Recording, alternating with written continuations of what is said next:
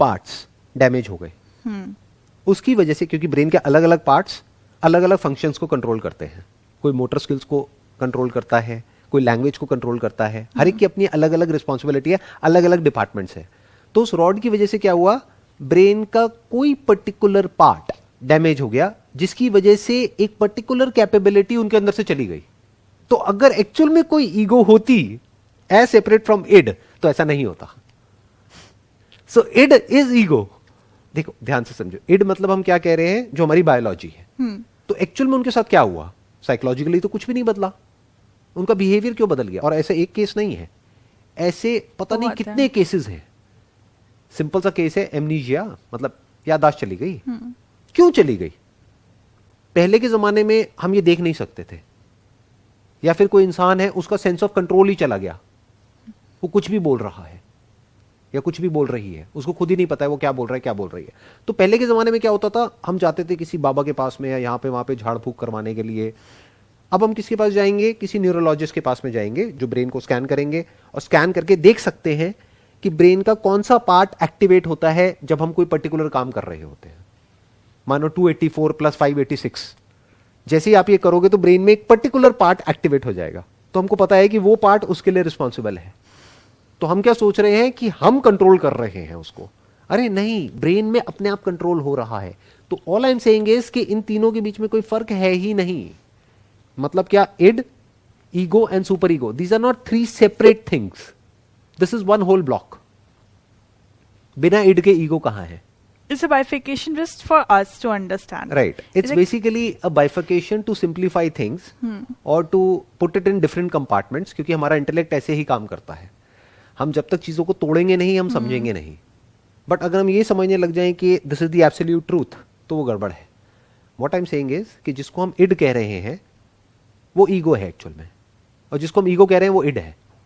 End मतलब क्या, brain, और ब्रेन के अंदर जो भी केमिकल रिएक्शंस होते हैं, क्योंकि इंपल्सेस तो ब्रेन में उठती है ना। क्यों उठती है? क्योंकि कोई केमिकल रिएक्शन होता है। तो उसको हम कह रहे हैं इड, उसको हम कह रहे हैं बायोलॉजिकल इंपल्सेस। तो मैं क्या कह रहा हूं, उन इंपल्सेस की वजह से कुछ थॉट्स आते हैं। वो कोई थिंकर बीच में नहीं बैठा है जो उसको फिल्टर कर रहा है कि अच्छा ये इंपल्स आएगी तो वो होगा, क्योंकि वो तो अनकॉन्शियस लेवल पे हो रहा है। तो इड से थॉट्स आते हैं, और जब वो थॉट्स आते हैं तो ब्रेन में कुछ और तरह के केमिकल्स रिलीज होने लग जाते हैं, ब्लॉक हो जाते हैं। सो मैं क्या कह रहा हूं, ये दोनों जो चीजें हैं ये एक्चुअल में दो नहीं है, एक ही सिक्के के दो पहलू हैं। ये एक ही है। जिसको हम ईगो कह रहे हैं वो एक्चुअल में इड है, और जिसको हम इड कह रहे हैं वो एक्चुअल में ईगो है। क्योंकि अभी जो आपने एग्जांपल दिया उससे बात प्रूव हो जाती है कि अगर बायोलॉजिकली आपके अंदर कोई चेंजेस होते हैं, तो जिसको भी आप मैं कह रहे हो, यानी कि आपका बिहेवियर, आपके थॉट्स, आपकी फीलिंग्स, आपके इमोशंस, वो सब बदल जाएगा। यानी ब्रेन में से एक पर्टिकुलर तरह की मेमोरी निकल जाती है। क्योंकि एमनीजिया भी ऐसा नहीं सबके अंदर सेम होता है, अलग अलग तरह का होता है। सो अगर कोई पर्टिकुलर पार्ट को हम ब्रेन में से डीएक्टिवेट कर देते हैं या उसको निकाल देते हैं, तो क्या होगा, जिसको भी आप मैं कह रहे हो वो कहां है? वो गायब। जैसी मेमोरी गई, ईगो गई। अब आप क्या कहोगे कि होना क्या चाहिए कि नहीं, एक ईगो होनी चाहिए, नहीं तो बहुत प्रॉब्लम हो जाएगी, बहुत केओस हो जाएगा। ये है एक आइडियल सिनेरियो। बट एक्चुअल में क्या होगा, जैसी बायोलॉजी के साथ में छेड़छाड़ करी जाएगी तो आपका ये मैं इस बायोलॉजी पे टिका है। This is the truth of ego. बिल्कुल इस तरह से जैसे कि सॉफ्टवेयर हार्डवेयर पे टिका है। कंप्यूटर में सॉफ्टवेयर होता है, वो हार्डवेयर पे टिका है। ये हार्डवेयर सॉफ्टवेयर पे टिका है। डीपर लेवल पर आप जाकर के देखोगे तो हार्डवेयर ही एक सॉफ्टवेयर है जिसको प्रोग्राम किया हुआ एक तरीके से। एनी हाउ, सो जब हमको ये समझ आ जाता है तो अब हम क्या कर सकते हैं, अब हम चीज़ों को जैसी है वैसी देख सकते हैं।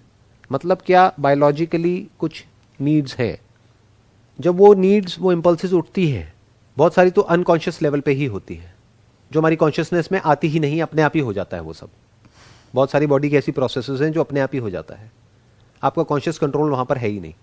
इनफैक्ट बॉडी की 99.99% प्रोसेसेस ऐसी ही है, जैसे पल के अपने आप झपक रही है, कोई कर थोड़ी रहा है सोच करके।